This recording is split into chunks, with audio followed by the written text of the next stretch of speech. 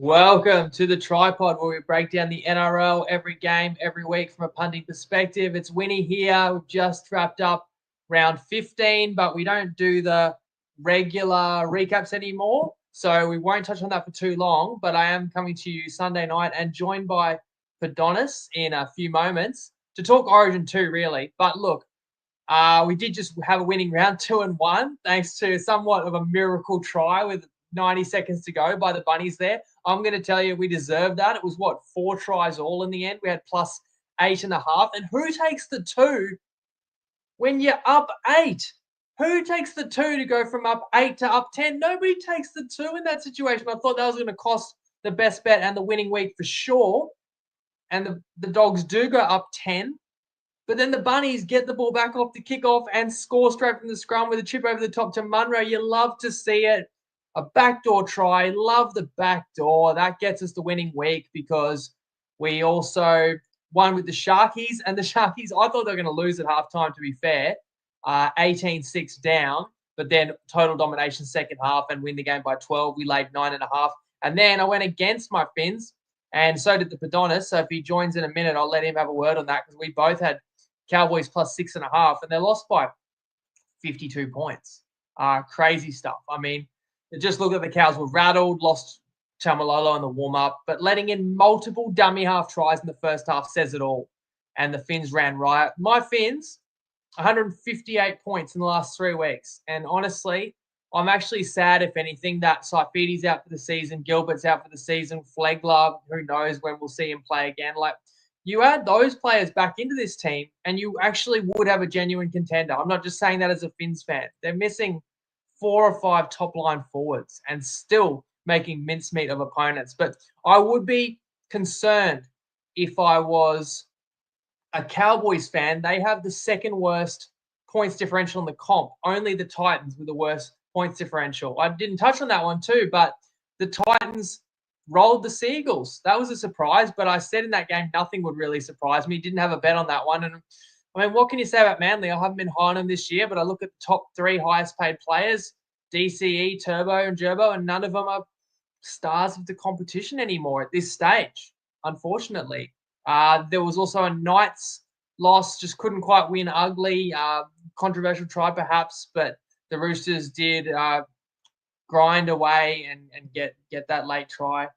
Sorry, Podonis is messaging me, but he's not in the chat yet. So I'm going to have to try and invite my friendly mate Podonis while we do this, which is going to be complicated because I've got all that jump into a bunch of different browsers. And then, the game today, which looked ugly early with the Doggies up 18-0. And then I've already sent the right link.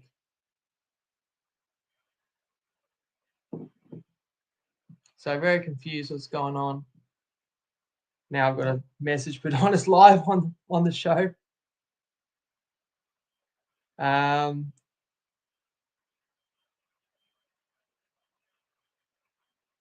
Sorry, that's really not good live podcasting. I hope Podonis can get in, but he's telling me the link. Oh, there he's in. Mate, good to have you here. You found your way in? Thanks. Did, mate. All good. No problem. Channeling my inner Galvin. Yeah, that's a beauty. All right, well, mate, I think I've touched on round 15. But I'll give you a word on the Cowboys because you had that as your best bet of the week, as did I. What did you see in that one? Where did it all go wrong? Yeah, pretty disappointing result all around there. I think I'm kicking myself a little bit because I was probably one of the highest people in the off-season on the Finns, and it was a good spot to take the Cows, but unfortunately, Dolphins just kept on rolling. I think the line did close at 4.5 in some places, so to get the 6.5, it was a good closing line value, but counted for very little. I think it was telling after a soft try to open the game. Once Drinkwater went off with the HIA and they went down to 10 men, the Dolphins, that was the Cowboys' chance to really rally, try to put some points on, get in the contest. And I think the fact that they failed to score there and actually conceded a try at the other end at 10-0 down, they probably, they looked like they dropped their heads. and then the game just snowballed in the second half. And the Finns can do that to you. They've done it 3 games in a row now against the Bulldogs, against the Dragons, and now the Cowboys. So definitely looks like 2 teams in opposite directions. And yeah, it's just a shame that we had to take the plus 6.5 on the week where the Finns again put it all together. Yeah, I don't want to get sidetracked, but I look at the ladder. Maybe there's only 9 teams who are really in the hunt. I kind of look at the top 6, and the Dolphins are in at 6th, and the Sharks righted the ship this week. And obviously the top 4 said last week probably won't change, as you know, it'll be those 4 sides. And then I'm looking at your Broncos, the Roosters, and the Panthers as maybe fighting out spots 7 and 8. Yeah, those 3 sides fighting at 7 and 8. I don't think the Cowboys are going to be there. Look, in fairness, we both had the plus 6.5. I think it was a consensus 4.5, but we found like a cheeky almost glitch in the alt line on 365. We were loving it at the time, but it doesn't matter sometimes how good of a bet you find if a team no-shows, and you could tell pretty early on, as you say, soft. It's one thing to let in one soft dummy half try, let in multiple ones. And the Cowboys did that 2 weeks in a row because they let in a dummy half try just before halftime against the Storm as well. And it was a backbreaker, and then it was never close second half. And that's just the way it goes sometimes. Let's jump straight into Origin 2, mate. But I actually want to give you a word on game 1, right? It was 18-6. It was 4 tries to 1. Just talk about your biggest takeaway out of that game, and how much would you have adjusted your power rating? Would it be fair to say where the Blues were a 2.5-point favorite in game 1 in Brisbane, and you thought that was reasonable? So we maybe went in saying the Blues are 6 points better than the Maroons. But after game 1, how much better are they now? Yeah, I think my biggest takeaway from game 1, because as we sat here in the preview and talked about it, I lean Queensland at the plus 2.5, and felt that the Blues were probably a 5.5-point better team heading into game 1, and Queensland really had everything to play for in front of their own home fans at Suncorp. I think the biggest for me was seeing how dominant the forward pack was for the Blues, because on paper, you look at Queensland, they definitely have the talent to match up for large periods, but it was a pretty one-sided affair there. And then the outside backs had some classy touches for the Blues, and that was the difference in the game. I know a lot of people were saying that the scoreline flattered Queensland, but personally looking at it, I think that it was a fair result, because you look at Queensland, they were right in the contest at 14-6. Had they have scored there with 15-10 to go, then it would have been a 2-point game with 5 minutes to go. And no one would have given them credit for the way that they hung in there and fought all the way through, but just shows you how tough Origin is to pull away and find some separation. But coming out of the back of game 1, I probably would adjust the Blues by an extra 2 points. So where the line opened at 8.5, probably, again, fairer in that estimation on a neutral. So you go from 6 to, and obviously then that gets adjusted down because of home field of Suncorp, but then 6 goes to 8.5, and then we're on a neutral, which is what the line was a week ago. But funnily enough, I don't know if you saw this, it didn't open 8.5. I checked the night of the Blues victory. The bookies only opened it at 5.5. But of course, you're talking about a pure power rating, and maybe 5.5 was light on. But there's other things that you build in, like do you build in the extra motivation for the team that's down 1-0? You can't really build any extra advantage to Queensland playing in Perth. This is the 3rd time we've had an Origin at Optus Stadium. Previous 2 occasions, 2019, 2022. They've all been game 2s. And New South Wales, most people know, won by a big margin in both of those Perth games prior to this one. Maybe it's worth noting the Blues went into both of those games down 1-0. So while everyone says New South Wales dominates in Perth, maybe it's the team down 1-0 that dominates in Perth. That's what would be my wishful thinking as a Queenslander. So as we said, line is 7.5 now. It was 8.5 before Moses was scratched, and we did see the market adjust to 6.5, 7.5. So we can get to that when we talk about Blues changes, whether you think that was a justified move. Total 42.5. And yeah, let's go there, Podonis. The Blues name a similar side. Yuto Kamano in for Barnett, and Luai does straight swap in for Moses, which is a forced change in camp. So how do you adjust the Blues power rating on that, or how do you see them going into the second game? Yeah, I think, first of all, touching on the Barnett swap with Uto Kamanu, he was probably having the season of his life by net. So feel sorry for him and all the Wires fans out there, because it's tough to lose a player like that for an ACL.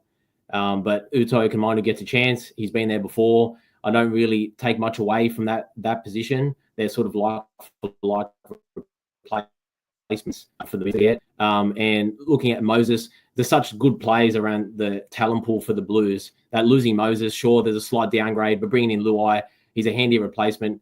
He's been there before with Cleary and that Penrith connection with Edwards and Yeo. So I'd probably bump it half a point in total. And for Queensland, of course, DCE has been dropped. Dearden starts at halfback. And I covered in past pods, I agree with the change because I think it gives Queensland a better chance to win with those two in the halves. I would have made it going into the series. Man is the new utility instead of obviously with Dearden going to the starting lineup. Capewell is going to start on an edge, so Fermor has been left off the bench. And the other one that maybe is under the radar, Val is named at centre, Hammer to the wing. Where I suppose I look at it and go, well, Val is playing centre week in, week out, so maybe his defensive decisions can be sharper, and Hammer is a more dynamic athlete who now gets to do more, kick returns, maybe an aerial threat as well on both wings for Queensland. Your thoughts on the Maroons changes? Yeah, I think he's a better kick taker as well under the high ball, because you saw Holmes got peppered a lot by Lomax on that side. So I think with Queensland, they had to make some change. Whether people want to use Evans as a scapegoat, I'm not one of them, but I'll definitely say that having Dearden in the team definitely improves their attack and their potential output. I would have had him in there from the start as well. So in total, I'd probably bump Queensland half a point there for that change, because I think it just provides more of a dynamic threat. And you look at that bench for Queensland with a few of players that they're alternating and choosing to swap. Probably could be one of the best benches in Origin history. If you hear some rumors as well saying Harry Grant could even start on the 14, and Mann could start to do some of the tackling work in the first 15 minutes or so. And you bring on Nanai and Carrigan, and then once all the fatigue is in the game, and you can sort of hold the middle, because I think they really lost it in game one. They didn't really have anyone to come on to keep the Blues in check once the fatigue came in, and you saw Payne Haas, Max King came in. They were making meters at will there. So I think overall for Queensland, definitely a positive change for the fans out there. Yeah, when I envision Queensland's best team, I certainly have Nanai out there. I've got Carrigan out there. So I don't want to read too much into the bench, because I don't know how many minutes they'll all get, or even if they'll definitely start that way. But for sure, those guys, are named on the interchange at this point. Like, we've already sort of compared the teams. So I don't want to sort of do it all again too much. I mean, you'd agree strongly New South Wales has a decent advantage with outside backs. New South Wales have a better halves combination, and it potentially is a weakness or a challenge for Queensland, even though Dearden may be a better player at this point in his career than DCE. But now you don't have sort of the elite kicker in the Queensland halves either. So you worry just in general if sort of 1 to 7, the Blues have the big advantage, and you're on a lightning fast track at Optus. How does Queensland keep pace with the Blues? I'm looking at, you'd hope that Harry Grant's going to have a better game this time around, but I'm also looking at the man who's been named captain, Munster. He's going to have a big game. And the guy who was probably also disappointing in game one, Ponga. Queensland's going to rely on him a lot. Is there anything else you sort of want to say about the outside backs and halves matchup? Is it something that Queensland can overcome? Hard to say that whether they can overcome the talent that the Blues have in the outside backs, but I think for Queensland to win the game, everyone's got to play like at their peak level. Whereas I think the Blues, you saw in game one, a few players had outstanding games, and all they need to do is probably play at like 8 out of 10, and you'd say that they wrap up the series here. You touched on lightning fast track at Perth. Look at the weather forecast; it's between like 10 to 25 mils potentially of rain. So I think that could even the teams up a little bit with lower scoring and the like, but you would lean to the better pack when it does rain, and that's again with the Blues. So I think Queensland's kicking game really has to be on song, and that's probably one that you could see weakness in without Evans. And Grant obviously couldn't play any worse in game one. He was both me and your pick for man of the match, and we would have got $21 for worst on ground. But you know what? Just on that, mate, like people were saying, Harry Grant has been horrendous, as if that's a indictment on the Harry Grant man of the match. I thought it proved my point. Queensland could only win if Grant was awesome. And the fact that he was so bad, Queensland had no chance to win. So it showed how important he was to them. That's the way I'll spin it anyway. Of course, bad weather conditions, then I also always look at who's got the better kicking game. Advantage Blues there too. So you mentioned the forwards holding the key. I'll actually push back here. And again, I'm a Queenslander and Podonis is a proud New South Welshman. Having said that, that shouldn't affect sort of our punting preview. But I do have to defend the Maroon Sieve because I think the Ruckies also hold the key. But I'm looking at Tino, Paddy Carrigan, Reuben Cotter, Lindsay Collins, Mo Fotuaika, Trent Liero against Haas, King, Yo, Lenu, Yusuke Manu, Young. I actually think that's a fair match. I think Queensland can win that, and I definitely don't see it as a sure Blues win in the forwards. And I think the Queensland middles are the reason that it's not a sure thing that the Blues will wrap up the series on Wednesday night.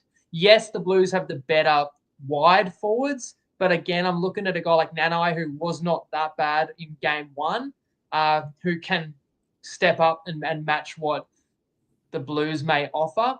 But do you disagree there sort of with the meter eaters and the players that determine sort of how far you're going to get in your sets, that in my opinion that it's equal?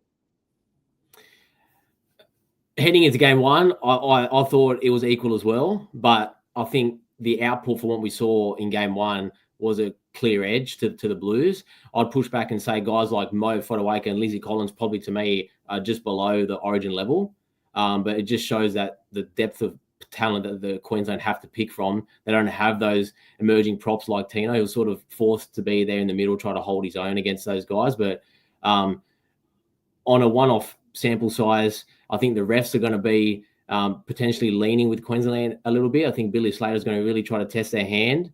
And I think they're going to really have a short 10 meters and try to really show some line speed. And that's going to even up the contest a little bit. So especially with some rain, I think that the forward packs can be even in a one-off game. And for game two, that's the way that I'm leaning to. I had to make a note about refereeing as well, even though I say it all the time, a little bit of the conspiracy stuff. Look, if the game's not close, the referees can't influence the result. That was the case in game one. But if it is a close game and it comes down to call here or there or bunker, judgment on try or no try, they have to, in the back of their mind, just wonder, do they want that decision to send us to a whitewash in Sydney, or do they want a decider that will be hyped up for 3 straight weeks leading into game 3? Again, I feel like if either team is going to get a dud call, or if either side could potentially get the rub of the green, it's also better for the neutral fans that come out in Perth that I think Queensland can be in the game, unlike the previous 2 occasions in Perth where it was a bit of a mismatch. So I'm going to put that as a minor edge in Queensland's favour, even though I also said that may be the case in game one, and I didn't feel it really played out that way.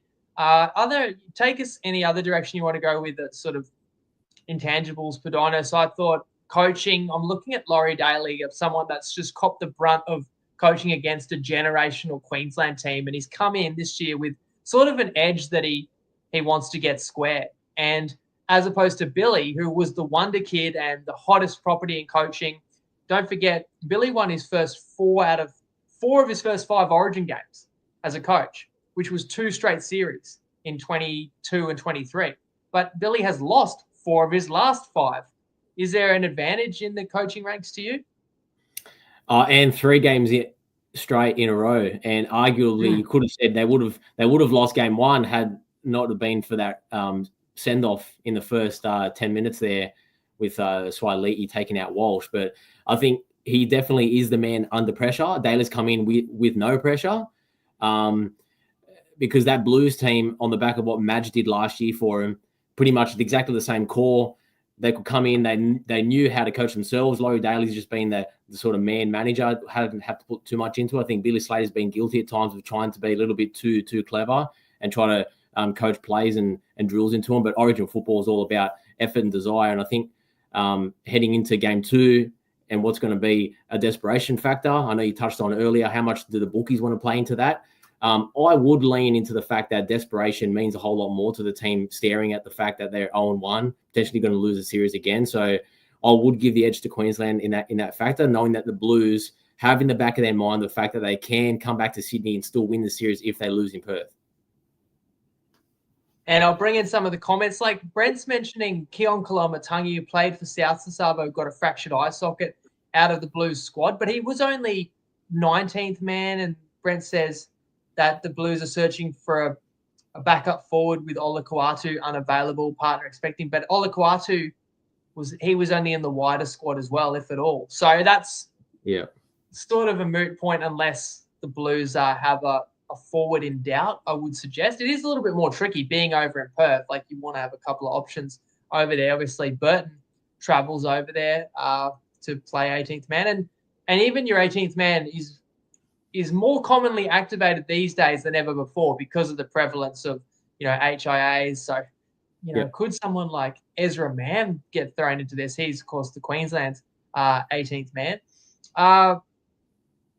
Again, I did tip pre-series the Blues 3-0, and my logic being that price is only going to shorten each game after the first game. And if you look, the Blues were like $1.70 in game 1, but that price is already into $1.90 to win game 2 and 3. So you sort of got even money about the Blues by taking that 385 if you did so. We're all looking at where Queensland can improve, but the thing is, Podonis, I feel that the Blues will be better too, just because it's the second game of the series. Yes, you've lost Moses, but Luai has so much familiarity and has that Panthers DNA. Do you agree? Or I've got more reasons, but do you agree the Blues are going to be even stronger in this one? Yeah, I do. That's one of my points I had as well. I think that they're going to come out and look a whole lot better than they did in game 1. You could probably argue if they were on in game 1, they probably could have won by 20 or 30. That's how dominant they were for that first 55 minutes or so. But they definitely will be better for having the runs on the board and having the collective camp again for a second time around. So it's going to be tough for Queensland to keep the series alive. But I think Billy Slater's going to I think the fact that they've been quiet in camp and they haven't really talked to the media much, I think it says a lot about their focus, and I'm expecting them to come out swinging. Not to mention, they'll be better than 0 for 4 on conversions, which is another reason why that score was a little bit closer in the first game. I say fair enough. Maybe it should have been like 22-6. But I also agree with you that there was a period where Queensland had possession, were knocking on the door at 14-6. And it was at the time. And, you get a try there, and, it's going to be a 2 or a 4-point game. But Queensland weren't good enough to come up with a try with that attacking possession and really weren't crisp enough to execute. Whereas when the Blues got openings, they had some beautiful, sharp tries, and that was the difference between the sides. So Queensland is certainly hoping that Dearden being in there makes the difference, as well as maybe shuffling the deck chairs a little bit, as we mentioned before, hammer out wide. I'm going to ask you, the way you see this playing out, who you might like for a try scorer, or who's going to be key, who the attack's going to go through for each side, but also on the Blues improving. I thought Laurie Daly made a great point where he said, we're not going to be complacent because we're up 1-0. We've got a lot of players in this squad that have won 4 straight comps. You don't win 4 straight premierships with a complacent attitude. Those Penrith players, they're greedy. They're never like, oh, we've done enough winning, we're going to rest on our laurels. They want more and more and more. So the fact that those Penrith players are the leaders as well of the Blues side means that they're going to come out and be just as ruthless. And the other reason I had for the Blues improving is you had Stephen Crichton and Payne Haas going into game 1 under injury clouds, and they both absolutely dominated. Imagine what they could do with an undisrupted preparation. Let me throw to you for a try scorer after we get a clip from Nicole, who is going to go some long odds. I guarantee it'll be a middle to score. Let's have a listen. Hey guys, it's Nicole from Wiki. Hope you guys are excited for Game 2. Look, my tip for Game 2 for try scorer is going to be Tino Fa'asumalawi. He scores a try every 5 games. He scores the last try in every 15 NRL games. So he's definitely 51's first try and last try, separate plays on Bet365. You can have a look around. He is 61 in a couple of different places, or he has been at least. But feel free to check out the Origin odds comparison tool, just like the NRL one. All our stuff for Wiki is free. Just Google Wiki Linktree. All the best. Should be a cracking game too. Hopefully, I know I'm wearing blue. I live in New South Wales. I do hope Queensland can get up in game 2 and get it to a decider. Good luck, everyone. There you go. That would set off the fireworks if Tino crashes over first. Let's start with Queensland Podonis. The way that you envision the Maroons attacking, is there a player that you might look at for a try, whether it is first try or that you may build into a same gamer? Yeah, I think what worked for Queensland a little bit in that first half in game 1 was shifting to the right-hand side, staying away from Crichton's edge because he's probably one of the best defensive centres ever. And I think I'd be looking at someone like Robert Toya, especially on a ground that could be a little bit wet underfoot, and having to get a player like Latrell Mitchell trying to slide an inside step from him with some light footwork could crash over. Not too sure what odds are around some of these players for try scores. It's not really a bet that I sort of look for unless it really stands out to value, but that's the way that I'd be leaning, because I think Dearden's going to really straighten up the attack and like really attack the line and potentially suck in a few of those A and B defenders and create space for the outside backs. And because it is a little bit wet, potentially doesn't get all the way out to the wingers if the defensive line's condensed. So I'd be looking at, Holmes or Toya. Everyone is expecting, as they were in game 1, for Latrell to just steamroll Toya at some stage, but he does have the speed advantage on the other side of the ball. However, when I look at it, I actually was thinking left-centric Queensland attack. You've got Munster, who will run the ball more. He is the captain, and I can just see Munster asking questions nonstop of the defense, and I can see someone like Ponga also being out there causing problems and being in support when there's a line break. So I like Ponga for an anytime try, because I feel like Queensland just need him to step up. He's got the ability and he hasn't had a great year, but that extra layoff to rest the ankle, didn't back up from Origin 1, could be a little bit more fleet of foot in this game. Queensland will need him. How about for the Blues? Would there be a player or a sort of a style or area of the field you think they're going to attack the most? I think for the Blues, I think they are going to stick to that right side. I think Clear is going to see more of the ball without Moses. I think Luai is going to really happy to step back, play the second fiddle. So I think the right-hand side is going to see a lot more. So I'd even be looking at a Liam Martin crash play off Cleary. We know he's going to play there for 80 minutes. So that's one angle to look at. Otherwise, the outside backs on that side. I know Crichton set one up in game 1 beautifully, but potentially he's ready to score himself there, matching up against Holmes, who this year has been guilty of missing a few tackles, not the best defender. And you've also got Lomax on that right-hand side there, who could outleap Hammer as well. I have the same pick. I've got you don't go past a guy who is in his prime of his career, freak of nature, on Cleary's side. And Edwards sweeps around the back and Martin is the wide running forward there. They're all Penrith connective tissues. Even Lomax being outside Crichton is a threat, but there's also the offload back in or the tip in from a kick. So I'm with you, Stephen Crichton. If Queensland wins, though, for me, it goes back to the middles have to get into the cycle. And if Queensland can improve their discipline, because remember, there were a lot of piggyback penalties for the Blues. There were errors. I think Grant was awful. He should be a lot better in this one. Dearden and Munster, I can see them, if the forward pack holds up, really getting over the advantage line with it. And then Ponga, Queensland needs him back to his genuine playmaking. And if you get all those ingredients in the recipe, I think Queensland can win the game. Is there anything else you'd add in terms of how Queensland could level the series?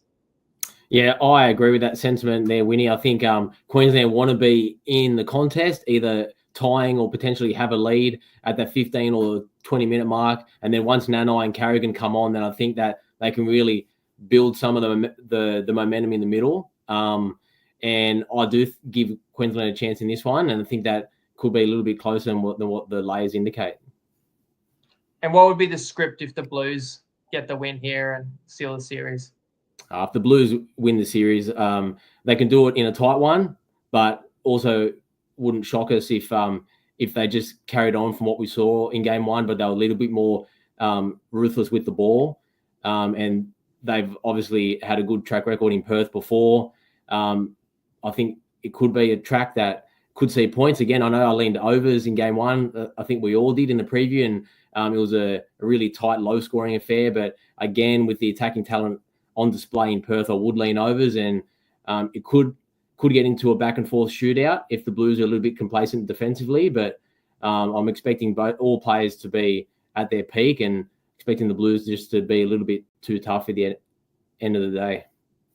Yeah, as a Queenslander, you fear that New South Wales yardage game, even if our forwards can hold their own, the thing is those first couple of plays, which are Toto, Lomax, Edwards, and they set the tone for the set, and then a Cleary boot on the end of it. And if that just limits, if the Blues are ruthless and really disciplined and just limit the Maroons' good ball for the whole game, not to mention elite defense, because as bad as Queensland looked with the ball, and they scored one try at Suncorp across 2 matches going back to the decider last year, and people will say that the Queensland's attack's not good enough, but part of it is the defense you play against, which has been unreal for the Blues. And if they carry that over to Perth, like they'll hold Queensland to 1 to 2 tries again. And obviously the Blues are too classy to score less than that and will make Queensland pay for any mistakes they make. And for that reason, the Blues should be favourites. And also, you're not going to be shocked if it is 30-10. You're not going to be stunned if the Blues do that. That certainly are capable. Have you got sort of any markets that you would actually play as a best bet in this one? Otherwise, we can jump into. I haven't got much more, but that's fine because I only wanted to do a short preview. You either give us anything you would back, or we'll roll into man of the match and a score prediction. Yep. So I do have a best bet here. I would play on Bet365 $1.80 either team to win by 1 to 12. I think heading into game 2, when the team list came out initially, I think it was at 8.5 with the news of Moses being ruled out and the introduction of Dearden. I think that that's probably worth a 1-point adjustment either way. Include the desperation factor. Lions probably sitting in that 6.5 to 7 range. I can't see Queensland really pouring on the points and dominating in this fixture. So I think happy to take either team 1 to 12 to get Queensland up to a plus 12, thinking that it's going to be a tight affair. And I'll probably have it in the range sitting somewhere like 22 to 14, 20 to 14 in that range to the Blues, edging it, winning the series. But definitely give Queensland every hope. And I think it's going to be a good game, which means that I'll do lean towards the underdog in that scenario. And hopefully it pays dividends, because the last one we liked on Saturday night, they got blown out, but hopefully it doesn't happen for the sake of all the neutral fans watching and the game in general. Hopefully it is tight, and the Blues just.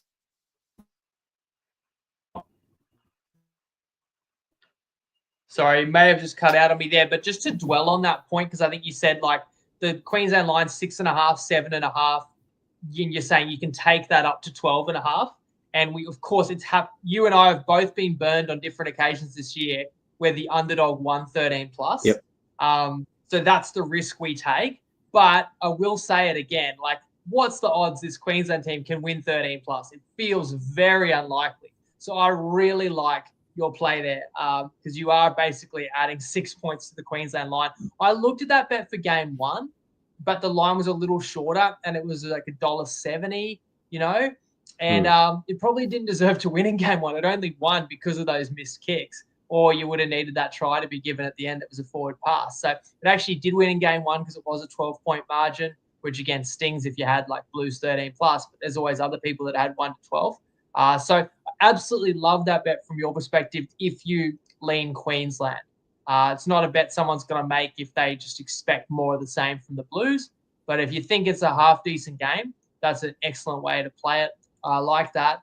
I'll give you a man of the match on both sides, and that will be the 2 players I've already spoken about for a try scorer just being key to the attack of their respective teams. So that is Ponga.